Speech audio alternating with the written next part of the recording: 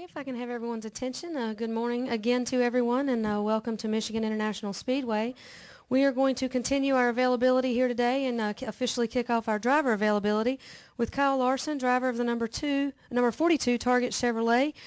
Kyle, impressive stats here at Michigan. You've got 3 national starts here, 1 in the NASCAR Sprint Cup Series, 2 in the NASCAR Nationwide Series, all top 10 finishes. Talk a little bit about how excited you are to be back here this weekend. Yeah, I enjoy Michigan. It's a 2-mile racetrack, I think, and seems like I like the 1.5 to 2-mile tracks the best. It's where I run the best, and have 3 good finishes here. Got close to winning a nationwide race last year, and possibly could have had a cup win earlier this year if I didn't speed on pit road. So excited about this weekend. I think we'll have a good Target Chevy, and excited to get on the track. I think we learned a lot last time we were here, and then we've learned even more throughout the races since then. So excited about that. I think we should have a good run. Just got to put it all together, shoot for a win, but then also can't do anything too out of the ordinary to hurt our finish, because we have to gain a lot of points still to try and make the chase if we don't have a win. Okay, we'll open it up for questions. Please raise your hand. We'll get a wireless mic to you. We'll start right up front in the middle with Claire. Then we'll go to Bob.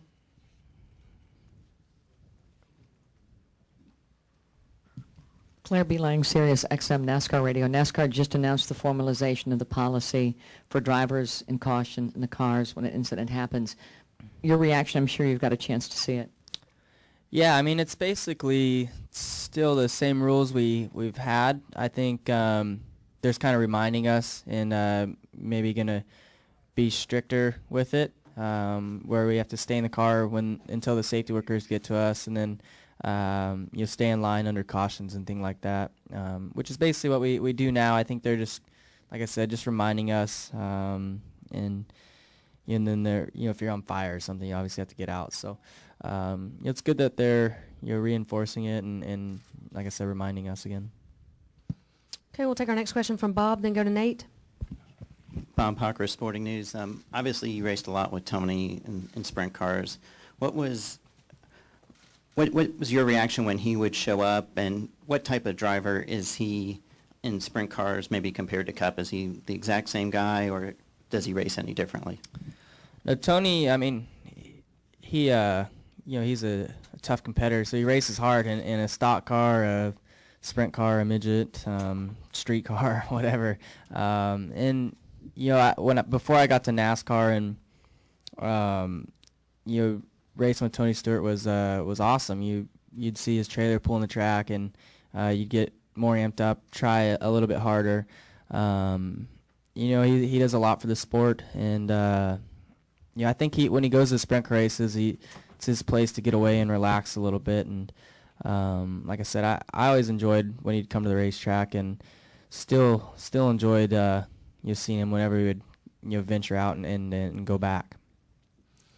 Okay, we'll take our next question from Nate, then we'll go over to MRN. Nate Ryan, USA Today Sports. Kyle, you have a lot of experience and knowledge of sprint car racing, having driven and knowing the nuances of the sport. I'm just wondering your reaction to that Saturday incident. Have you seen the video? Have you watched it? And do you have any opinion, having been behind the wheel of one of those things, on what you saw? Yeah, first off, just thoughts and prayers are still with everybody involved, especially the Ward family. I've never raced there, so I don't really have an opinion on much of anything, because you don't know how the lighting is there, and it's just really tough to have an opinion on it when you weren't part of it. And really, there's only one guy that knows what happened, or two, and one's not here anymore. So it's kind of hard for any of us to have an opinion on it when we don't 100% know what was going on. Okay, we'll take our next question over here and then come back up front. Hey, Kyle, Tyler Burnett, MRN over here. You head to Bristol next week. You just mentioned you're good at this track as well. So you have 2 straight tracks you're really good at, and Bristol suits your driving style as well. Talk about heading to Bristol next week and your chances there. Yeah, I like Bristol a lot. I think because it's high banked, fast, momentum, it suits my driving style pretty well. So nationwide, we've always run well there. I think I've gotten top 5 every time I've ran there in a nationwide car, and I think we were 10th or 11th there in the Cup cars. So looking forward to getting there. I think these next 4 tracks before the chase start is is a good string of tracks for me. So excited about that. Just gotta put the whole race weekend together every track we go to. Okay, we'll take another question up front and then come back to Nate and David. I'm Jeff Papworth on the Daily Telegram. You've been in contention in so many races with more top 10 finishes than a lot of racers who have already sealed their chance to get into the Cup. What do you think you have to do to get over the hump, and what would it be like to get that win and seal the deal in your first year in the Sprint Cup? Yeah, just make a little bit less mistakes. I feel like as a rookie, I still make some mistakes out there. As you can see on pit road, I've sped a lot, which is weird because I never sped at all last year. And then, there's lots of things little things that could, help our chances of winning races. We just gotta, like I said, put a whole race weekend together, a whole race together, limit our mistakes, and hopefully we can get a win. I think, I'm pretty aggressive on restarts, and it seems like I gain, spots on restarts and stuff. Just gotta get better at everything, and I'm sure the wins will come. Okay, we'll take a follow-up from Nate.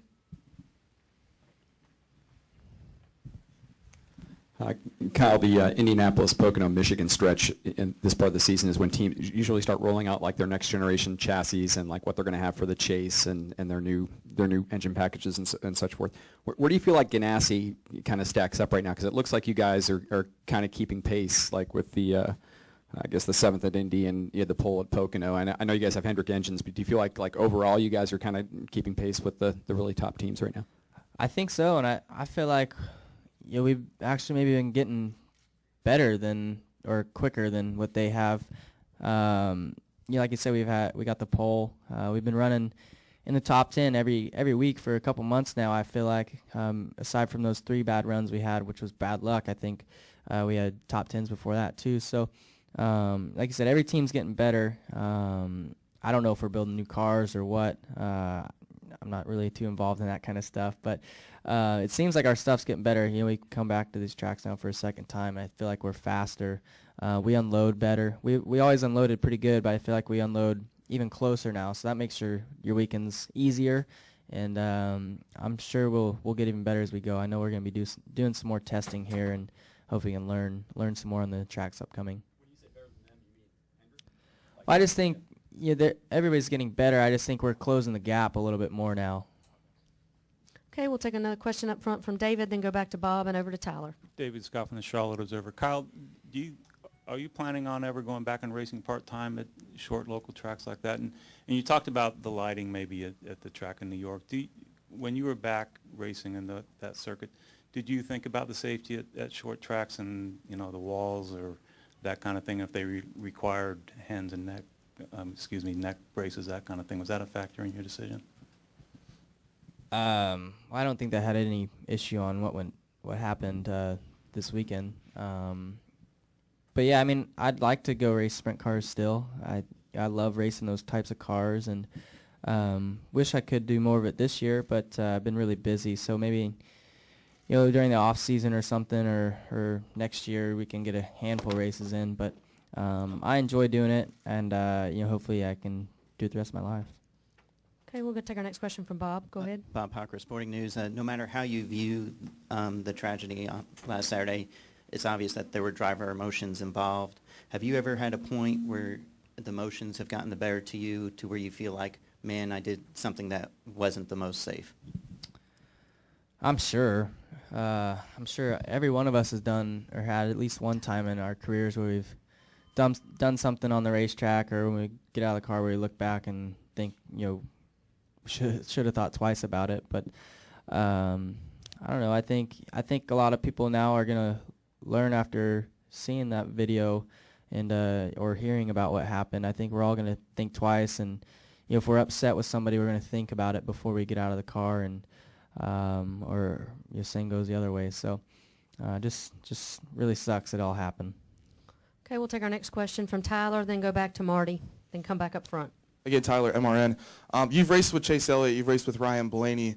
Talk about how talented they are, and do you think they're ready to make that next step? Because you made the step early as well. Talk about how talented they are and your relationship with them, basically.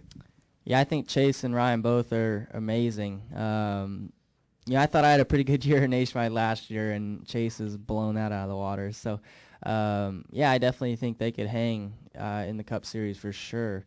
They do a lot of testing already in Cup cars and stuff, so it wouldn't be anything out of the ordinary when they get into a Cup car. Just different race situations that they'll have to learn, but they obviously learn really quick, especially Chase and Ryan. I think he's leading the points in the Truck Series too. So. Yeah, it's neat that Ryan got that opportunity for next year. I think he's going to do a great job, and I'm sure we'll see Chase moving up here sometime shortly. Okay, we'll take a question from Marty, then come back up front for a couple. Marty Smith, ESPN. Kyle, this is sort of two parts, so forgive me. The first one is, what's your reaction to the way sprint car racing has been portrayed over the past week? And second, for those of us who've never done it, which is the vast majority of Earth, what are the nuances and the differences between the way those cars operate versus some guy going and getting in his Camry? Yeah, so I wish sprint car racing is awesome. It's some of the best racing you'll ever see in your life. And over the last couple of years, I just with all the stuff that's gone on, sprint car racing's gotten a bad rap, and I just wish ESPN and stuff could go play highlights of the Knoxville Nationals that just happened this weekend and see how good the racing was there and how it is every weekend. And they race 3-4 times a week, and the racing's great. I just wish, rather than it being where everybody just talks about how dangerous it is and you're stupid if you run them and stuff, I just wish you could see the good parts of it. And then I don't know, as far as the way they drive compared to anything else, I mean, it's a race car. It's got a lot of power. I don't know. I hear a lot of people talk about the vision and all that, and I don't know. It is tough, but I don't know. It's hard to explain really how different it is compared to a stock car. Even, I mean, it's still a race car. They drive similar, but I don't know. I just feel bad for sprint car racing because it's what we all love. Myself, Tony, Casey, Ricky, Yaley. I mean, all of us love sprint car racing. We just sucks that it's getting the recognition it's been getting because it's just the bad stuff, not the good stuff. Final two questions. Go ahead up front, and then we'll go to Jim. Matt Slavin, New York Times. Have you ever been involved, following up on Bob's question, in a on-track confrontation where another driver gets out of his car and confronts you? Yeah, I'm sure we all have. Usually, though, it's I wreck somebody and they go upside down. It's a red flag, so all the cars are stopped, and they'll come yell at you. But I'm too small to go out and try and get in somebody else's face, so I already knew that going into it. So, but yeah, I mean, we've all gotten frustrated. Every one of us has gotten frustrated and gotten mad at somebody. It's just the way people handle it differently. Okay, go ahead, Jim. Jim Pelz, the LA Times. Kyle, the same question, only a different way. For those of us who don't go to a lot of sprint car races, is it unusual for a driver who's angry to get out of the car and actually walk on the track the way Kevin did, even when drivers are upset with each other? You see it in NASCAR races, you see it in sprint car races, you see it in street stock races, wherever. People get mad, they get out and point their finger, tell the other driver they're number one. But it's just, I don't know, like I said, people are going to think twice about it now after that, after that deal last week. I don't think you'll see, I'm sure you still see people get out and point and stuff, but I'm sure they won't venture too much away from their own race car from now on. Kyle, thank you for your time today. Good luck this weekend. Thank you.